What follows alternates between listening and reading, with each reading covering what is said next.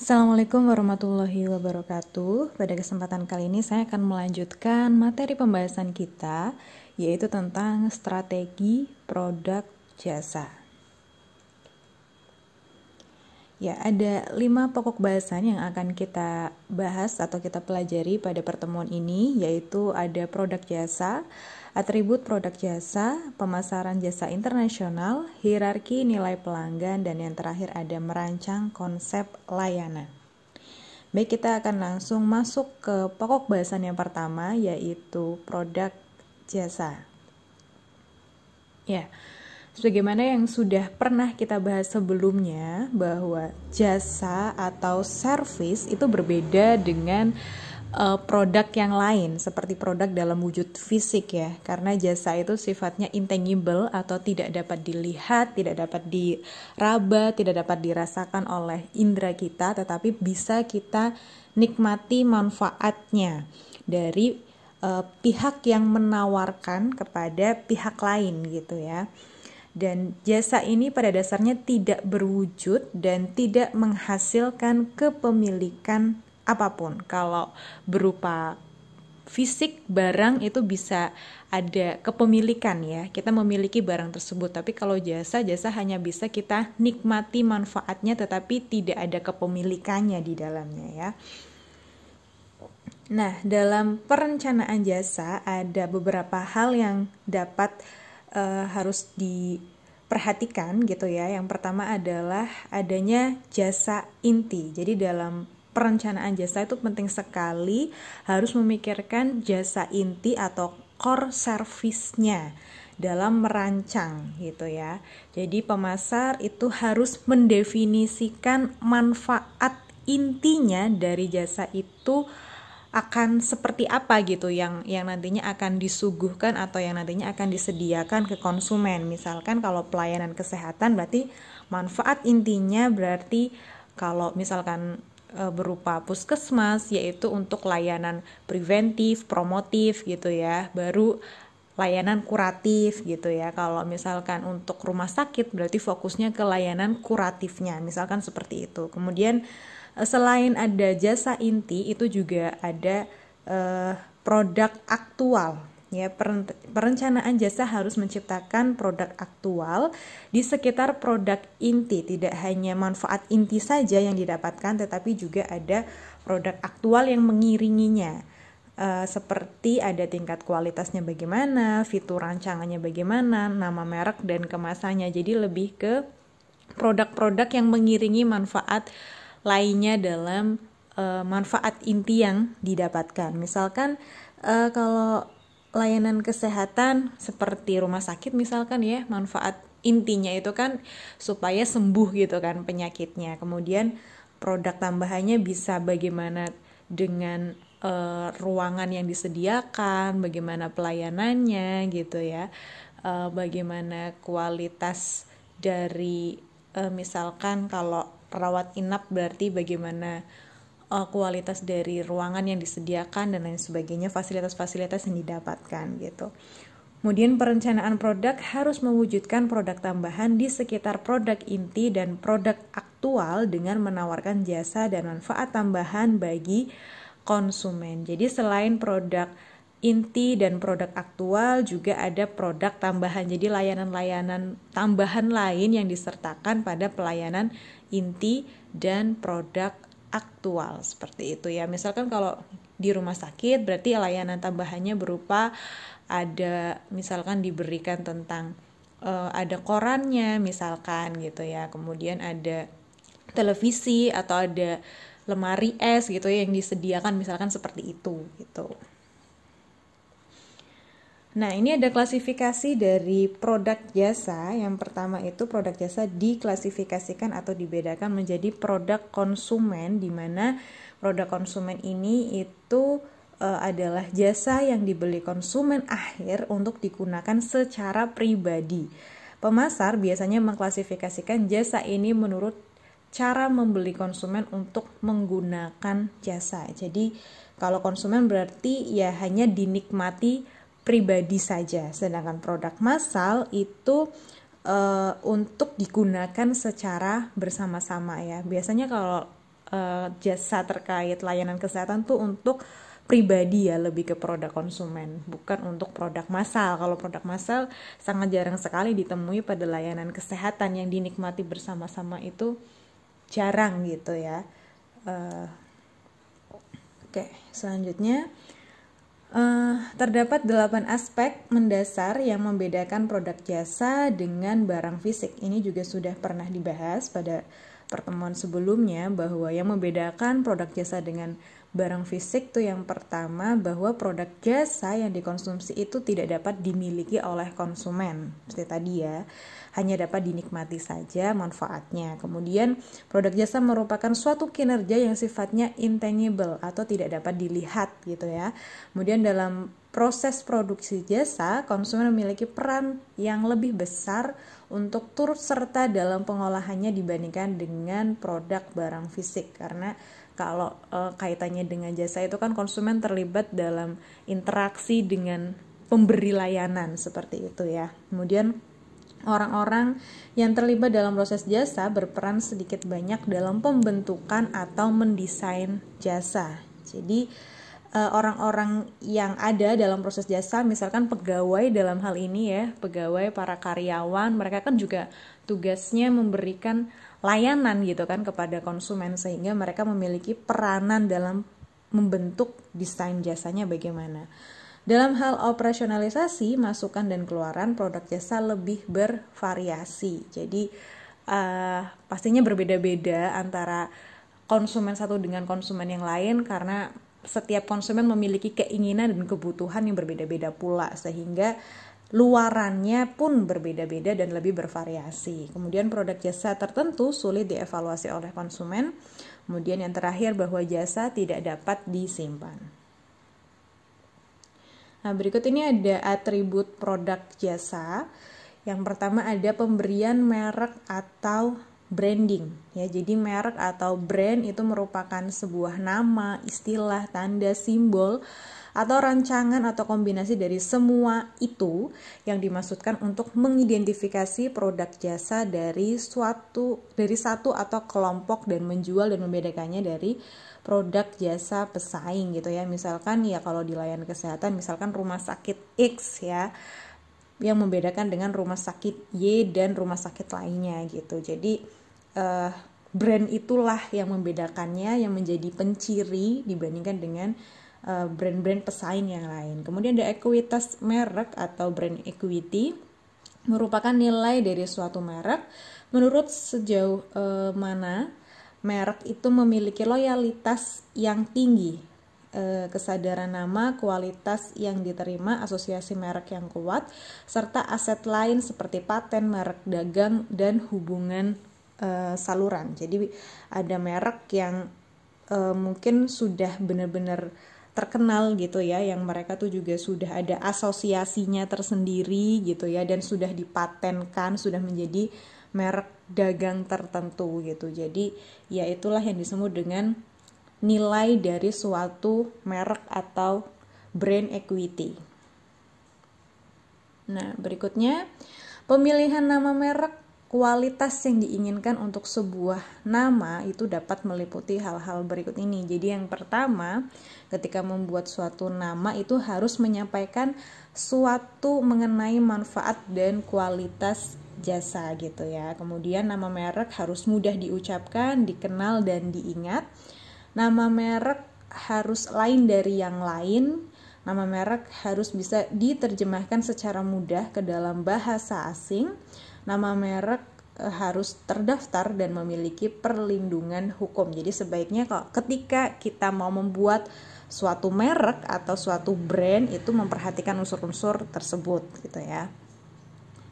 Kemudian faktor yang berkontribusi dalam pemasaran jasa internasional ya. Jadi harapannya ketika kita memiliki sebuah jasa ya, sebuah produk ataupun berupa jasa, yaitu bisa dipasarkan juga di jasa internasional gitu kan. Nah, yang pertama tuh kita harus memperhatikan suksesnya negosiasi dari World Trade Organization atau organisasi perdagangan dunia. Jadi yang perlu kita perhatikan agar dapat berkontribusi dalam pemasaran jasa internasional tuh adalah bagaimana suksesnya kita bisa bernegosiasi dengan Organisasi Perdagangan Dunia atau WTO itu gitu ya. Kemudian semakin terbukanya negara-negara yang semula bercirikan perekonomian yang tertutup. Jadi agar kita bisa tembus ke pasar internasional, maka ya kalau misalkan negara-negara yang tadinya perekonomiannya tertutup itu bisa terbuka, maka peluangnya akan lebih besar gitu. Kemudian semakin meningkatnya permintaan jasa seiring dengan pertumbuhan ekonomi. Kemudian ada kemajuan teknologi, komunikasi dan informasi, ini juga berpengaruh pada pemasaran jasa internasional. Kemudian semakin menguatnya perlindungan terhadap hak cipta dan karya intelektual, terbukanya blok-blok ekonomi regional, dan berkembangnya praktik service outsourcing. Nah, berikut ini juga merupakan faktor pemicu dari pasar internasional, yaitu ada firm level drivers dan ada industry level drivers. Jadi kita akan bahas satu persatu ya. Faktor yang dapat memicu adanya pasar internasional, yaitu ada firm level drivers. Jadi firm level drivers itu yang pertama yang dapat dilakukan yaitu mencari pasar atau marketing seeking. Ya, para eksportir mencari pasar baru dalam rangka memanfaatkan potensi pertumbuhan di pasar tersebut. Kemudian dapat mengikuti klien menuntut pemasok menyediakan jasa yang sama di lokasi baru. Kemudian ada tekanan pasar domestik ya, pasar domestik yang sudah ada sudah mulai jenuh, jadi perlu adanya inovasi-inovasi yang baru gitu ya. Kemudian mengikuti pesaing, beberapa perusahaan jasa mengamati para pesaingnya yang berekspansi ke luar negeri ya. Jadi salah satu yang bisa mendorong perusahaan itu bisa go internasional itu juga karena adanya pesaing gitu ya, pesaingnya sudah go internasional, maka bisa memotivasi perusahaan tersebut juga untuk mengikuti pesaingnya. Kemudian membangun keahlian, beberapa pasar dipandang sebagai lead countries di mana inovasi dalam hal teknologi dan strategi di sana berlangsung lebih cepat daripada negara-negara lainnya. Kemudian melakukan preemptive strikes, yaitu serangan duluan. Jadi menjadi perusahaan yang pertama untuk memasuki sebuah pasar di negara maju dan biasanya memberikan first mover advantage apabila market entry tersebut ditangani dengan baik. Jadi kalau tadi tuh ada yang mengikuti pesaing, berarti dia tuh kayak sebagai followers dari perusahaan lain. Sedangkan kalau ini berarti dia tuh menjadi preemptive striker, itu dia yang pertama gitu. Dia yang menjadi yang pertama untuk masuk ke pasar internasional yang nantinya mungkin bisa diikuti oleh perusahaan-perusahaan pesaingnya gitu. Dan yang menjadi yang pertama itu memiliki keuntungan ya apabila bisa ditangani dengan baik bagaimana cara masuknya ke pasar internasional itu. Kemudian pesanan tidak terduga atau unsolicited order, hal tersebut biasanya terkait karena sebuah perusahaan jasa memiliki reputasi internasional atau teknologi inovatif yang dibutuhkan untuk menangani proyek tertentu di luar negeri. Jadi secara tidak terduga ternyata jasa yang ditawarkan itu malah justru mendapat pesanan justru dari luar negeri gitu. Jadi bukan perusahaan tersebut yang emang sengaja untuk go internasional gitu ya, yang memasarkan produknya di luar negeri, tapi justru memang dari luar yang malah ada yang memesan jasa dari produk yang ada gitu, karena memiliki reputasi yang baik pastinya. Kemudian ada industry level drivers ya, ini masih faktor pemicu pasar internasional yang kedua, di mana dalam industry level drivers itu ada beberapa faktor yang dapat memicu pasar itu go internasional. Yang pertama adalah faktor persaingan. Contohnya kehadiran pesaing dari berbagai negara, tingkat ekspor dan impor yang tinggi. Jadi pastinya dengan banyaknya persaingan ya, dengan banyaknya pesaing, negara-negara lain juga banyak produknya yang terimpor di negara kita, maka jadi memicu perusahaan yang ada di negara kita untuk go internasional, untuk mengekspor produknya ke negara lain. Kemudian ada faktor pasar, semakin berkembangnya transferable marketing dan pelanggan global. Kemudian ada faktor teknologi, yaitu dengan kemajuan telekomunikasi, komputerisasi, dan peralatan elektronik, digitalisasi suara dan video, itu bisa lebih memudahkan untuk go internasional gitu ya suatu produk itu. Kemudian faktor biaya, contohnya ketersediaan dukungan logistik global dan kebutuhan untuk menutupi biaya pengembangan produk yang mahal. Kemudian yaitu ada faktor pemerintah, yang pastinya ada dukungan dari pemerintah dengan adanya regulasi pemasaran dan kebijakan perdagangan yang kondusif. Jadi faktor-faktor inilah yang dapat memicu pemasaran internasional ya. Kemudian menurut Lovelock itu ada tipologi kategori jasa. Jadi ada 3 kategori jasa yang dikategorikan ya menurut Lovelock. Yang pertama itu people processing service ya, atau ini tuh orientasinya lebih ke pelanggan ya. Pelanggan menjadi bagian utama dari proses produksi jasa yang berlangsung secara simultan dengan konsumsi jasa yang bersangkutan. Contohnya ada jasa hotel, transportasi, dan kesehatan. Ya, jadi untuk pelanggan atau people processing service ini juga bisa dikategorikan lagi menjadi 3. Yang pertama adalah mengekspor konsep jasa, di mana penyedia jasa bisa bekerja sama dengan pemasok lokal maupun beroperasi sendiri dalam mendirikan service factory di negara lain. Kemudian mengimpor pelanggan atau importing customer, di mana pelanggan dari negara lain dipikat dengan daya tarik atau kompetensi unik untuk datang ke service factory di home country penyedia jasa.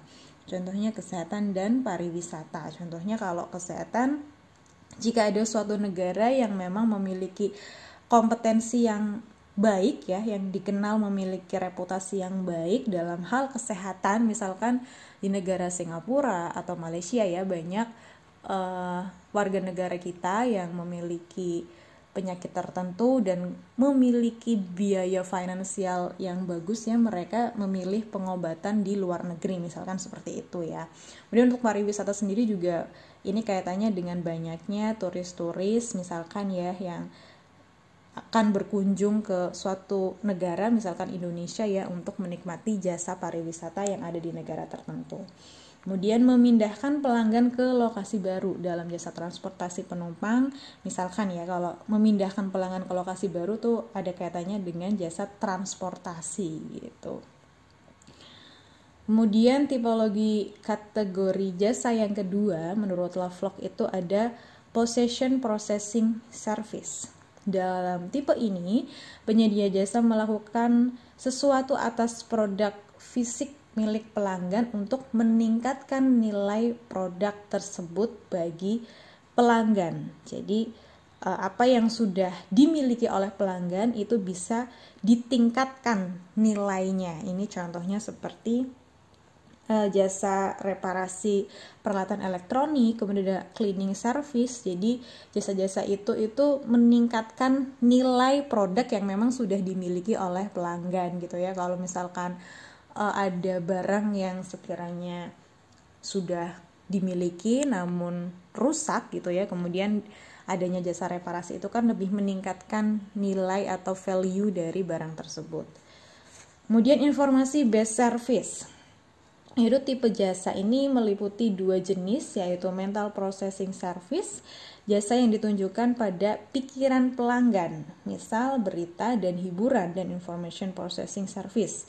Ada jasa yang ditunjukkan untuk aset intangible pelanggan, contohnya jasa akuntansi, perbankan. Informasi based service dapat didistribusikan secara internasional. Jadi menurut Lovelock ada 3 kategori jasa ya. Ini tidak hanya berfokus pada jasa layanan kesehatan, tetapi jasa secara umum gitu ya. Kalau kaitannya dengan orang tadi, base-nya pelanggan itu bisa juga ya yang kaitannya dengan kesehatan tuh ada gitu. Kayak misal ada orang-orang yang emang sengaja ingin berobat ke negara tertentu gitu ya untuk mendapatkan jasa layanan kesehatan karena dikenal kompetensinya di negara itu sudah baik gitu. Kalau dengan position processing service berarti untuk meningkatkan nilai produk yang sudah dimiliki oleh konsumen itu sendiri gitu. Contohnya ada jasa reparasi peralatan elektronik, termasuk juga kaitannya dengan jasa pendidikan tuh menurut saya juga masuk ke sini ya. Karena meningkatkan value yang ada pada dirinya pelanggan. Kayak misalkan ada murid atau siswa atau mahasiswa, mereka sebenarnya sudah memiliki kemampuan masing-masing, kemudian ditambahkan nilainya dengan ilmu-ilmu baru, dengan pemahaman-pemahaman baru gitu kan, sehingga meningkatkan nilai pada para pelanggan atau penerima jasa gitu. Kemudian informasi based service itu kaitannya dengan informasi ya yang didapatkan gitu. Kayak misalkan ada jasa hiburan gitu ya yang kaitannya dengan mental processing, kemudian ada informasi processing service yang kaitannya dengan jasa perbankan dan akuntansi gitu. Dan ini jasa ini kalau yang informasi itu dapat didistribusikan secara internasional. Kemudian tantangan pada pemasaran jasa internasional yang pertama adalah isu-isu penyampaian jasa. Jadi dalam pemasaran jasa internasional itu juga pastinya ada tantangan-tantangannya, yaitu salah satunya isu-isu penyampaian jasa. Jadi bagaimana jasa itu didistribusikan juga gitu ya, disampaikan ke pihak negara luar gitu. Kemudian kebutuhan infrastruktur. Ekspor jasa seringkali tergantung pada infrastruktur yang tersedia. Jadi juga agak ribet karena kalau misal kita mau mendirikan perusahaan di negara luar itu kan kaitannya dengan ketersediaan infrastruktur di sana gitu ya. Kemudian harusnya ada kontak langsung. Ini juga karena beda wilayah gitu ya, beda negara itu mungkin menjadi kendala tertentu. Kemudian adanya proteksi yang lebih besar. Ini kaitannya dengan perizinan dan lain sebagainya mungkin agak sedikit terkendala gitu ya. Nah, berikutnya ada strategi untuk menghadapi tantangan jasa internasional. Jadi kalau tadi ada tantangan-tantangannya, nah ini ada strategi untuk menghadapinya. Yang pertama adalah embodying. Dalam strategi ini, perusahaan jasa memasukkan atau mengemas jasa dalam produk fisik. Jadi ada beberapa jasa yang akhirnya dikemas dalam produk fisik ya. Kalau secara general, bukan hanya pada layanan kesehatan, banyak mungkin ya produk jasa yang akhirnya dikemas dalam produk fisik, seperti misalkan merek-merek tertentu ya, desainer yang mereka akhirnya menghasilkan merek-merek tertentu. Mereka kan sebenarnya menjual jasanya dalam memproduksi suatu merek, dan akhirnya kan yang dijual adalah fisiknya gitu kan, dalam wujudnya misalkan ada baju atau tas ya. Yang jelas sih mereka sebenarnya memproduksinya tuh desain dari merek itu gitu kan, tapi kan akhirnya yang dikeluarkan adalah produk fisiknya. Nah, kalau kaitannya dengan kesehatan mungkin bisa seperti contohnya kayak obat-obatan atau vaksin, itu kan diproduksi oleh perusahaan tertentu gitu kan di negara tertentu yang akhirnya dimasukkan ke negara lain gitu, yang pastinya tujuannya untuk kesehatan gitu kan, untuk memberikan jasa kesehatan, tapi kan dikemasnya dalam suatu produk fisik gitu kan, berupa obat-obatan atau vaksin gitu. Kemudian pemanfaatan teknologi. Nah, tentunya dalam menghadapi tantangan pada jasa internasional juga bisa memanfaatkan teknologi ya, dengan melalui pemasaran e-commerce yang ada itu bisa memudahkan juga dalam memasarkan produk jasa. Kemudian customizing. Sejumlah pemasar jasa dapat melayani permintaan sesuai dengan kreasi pribadi sang pelanggan. Jadi sesuai dengan pesanannya bagaimana gitu, customize. Kemudian sistem manajemen superior memungkinkan organisasi jasa menangani masalah heterogenitas jasa secara lebih efektif. Penyediaan jasa kualitas tinggi dan konsisten akan mengarah pada terciptanya keunggulan bersaing. Kemudian kualitas jasa superior melalui sistem manajemen berkualitas, penyediaan jasa yang unik ataupun customization, marketing, menerapkan strategi-strategi yang dibahas oleh pemerintah, baik di negara asal maupun di negara tujuan pemasaran. Nah, selain itu juga ada strategi lain dalam pemasaran jasa internasional. Yang pertama dengan ekspor langsung, di mana jasa biasanya dilakukan oleh para pemasar industrial atau business to business. Kemudian ada sistem ekspor, merupakan usaha joint export yang dilakukan oleh dua perusahaan atau lebih yang solusinya saling melengkapi satu sama lain. Kemudian ada direct entry. Dalam strategi ini, perusahaan jasa membentuk sendiri organisasi penghasil jasa di pasar luar negeri. Kemudian ada indirect entry, digunakan apabila perusahaan jasa ingin menghindari keharusan mendirikan fasilitas operasi lokal yang dimiliki sendiri, namun bermaksud memiliki operasi permanen di negara tujuan pemasaran. Kemudian ada electronic marketing, pemanfaatan electronic marketing sebagai suatu strategi internasionalisasi mengandung makna bahwa perusahaan jasa memperluas aksesibilitasnya melalui penggunaan teknologi elektronik canggih seperti internet. Nah, berikutnya ada 8C kunci sukses pemasaran jasa internasional menurut Dan and Dan. Ya, C yang pertama yaitu ada content, di mana konten ini itu artinya adalah isi situs berkaitan dengan produk yang ditawarkan atau manfaat intinya tuh apa gitu ya. Kemudian ada convenience, kemudahan juga yang ditawarkan. Jadi agar jasa itu bisa tembus ke pemasaran internasional tuh pastinya juga harus ada convenience atau kemudahan. Kemudian ada customer rare, layanan pelanggan ya, berarti orientasinya pada melayani pelanggan, pelayanannya tuh baik gitu ya. Kemudian ada community, tersedianya forum-forum komunitas ya, itu akan lebih mempermudah untuk bisa tembus ke pasar internasional. Kemudian ada communication, adanya komunikasi pelanggan dengan penjual yang baik ya. Kemudian ada connectivity, koneksi dengan situs pendukung, dan ada customization, layanan selera pelanggan. Jadi pelayanannya atau jasa yang diberikan itu sesuai dengan keinginan atau kebutuhan atau seleranya pelanggan. Nah, berikutnya ada hierarki dari nilai pelanggan. Jadi nilai pelanggan itu ada tingkatannya. Yang pertama itu adalah manfaat inti atau core benefit, adalah manfaat inti dari sebuah jasa yang ditawarkan ya. Misalkan layanan kesehatan ya, berarti manfaat intinya memberikan layanan kesehatan, entah itu berupa promotif, preventif maupun kuratif gitu ya. Kemudian produk dasar jasa adalah merupakan manfaat inti jasa menjadi dasar dari produk itu. Misalkan kalau kuratif ya, penyembuhan itu ada selain rawat jalan ada rawat inap gitu ya. Berarti produk dasarnya memberikan pelayanan rawat jalan dan rawat inap misalkan seperti itu. Kemudian produk jasa yang diharapkan berarti mempersiapkan produk yang diharapkan pembeli, misalkan harganya terjangkau, kemudian kliniknya itu bersih, layanannya ramah, kemudian fasilitas yang didapatkan itu baik gitu ya, yang sesuai dengan harapan-harapan pelanggan. Kemudian ada produk jasa tambahan.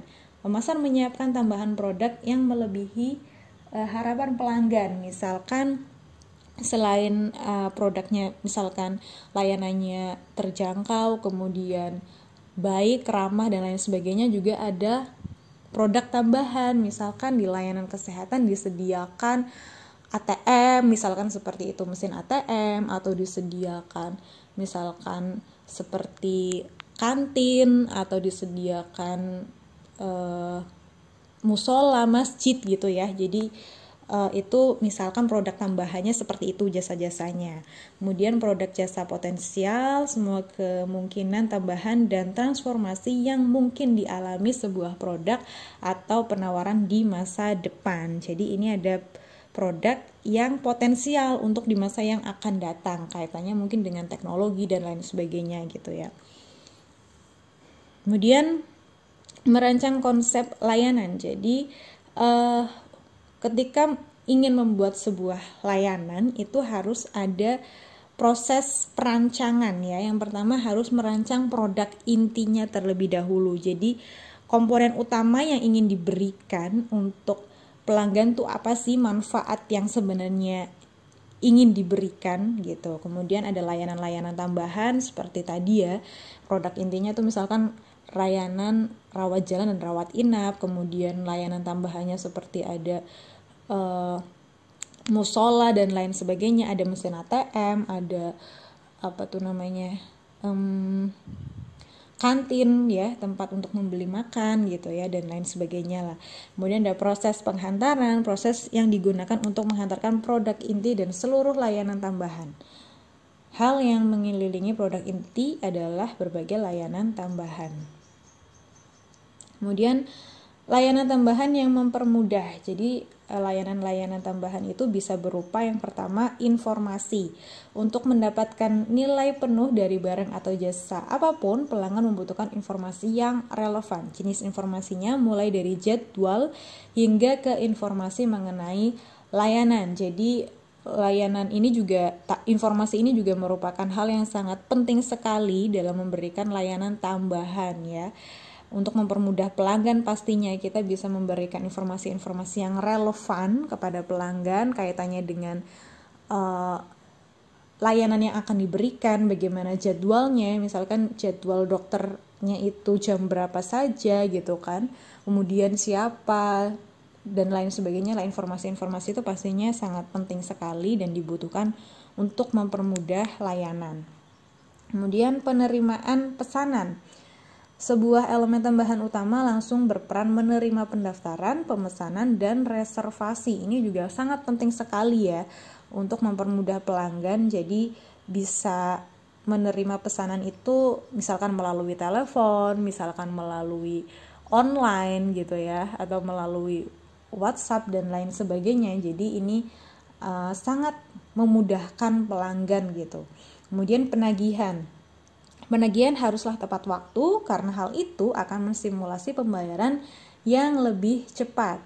Pelanggan biasanya mengharapkan tagihan yang jelas dan informatif dan dirinci sehingga jelas perhitungan jumlahnya gitu ya. Misalkan ada pasien yang rawat inap gitu ya, maka penagihannya itu harus tepat waktu. Misalkan bisa diingatkan gitu ya, kalau sudah 3 hari dirawat itu bisa diingatkan selama 3 hari ini berapa gitu ya uang tagihannya gitu yang harus dibayar. Jadi si pelanggan itu juga bisa mempersiapkan gitu untuk membayar itu jumlah nominalnya berapa. Kemudian strategi branding untuk jasa yaitu terdiri dari branded house, di mana perusahaan menggunakan satu merek untuk mencakup seluruh jasa. Kemudian ada house of brand, yaitu keadaan di mana perusahaan menggunakan merek terpisah untuk setiap penawarannya. Kemudian ada sub-brands, yaitu keadaan di mana merek korporat atau merek master adalah sudut pandang utama, tetapi produknya sendiri memiliki sebuah nama yang berbeda. Kemudian ada endorsed brands, yaitu keadaan di mana merek produk lah yang mendominasi, tetapi merek korporat masih ditampilkan juga.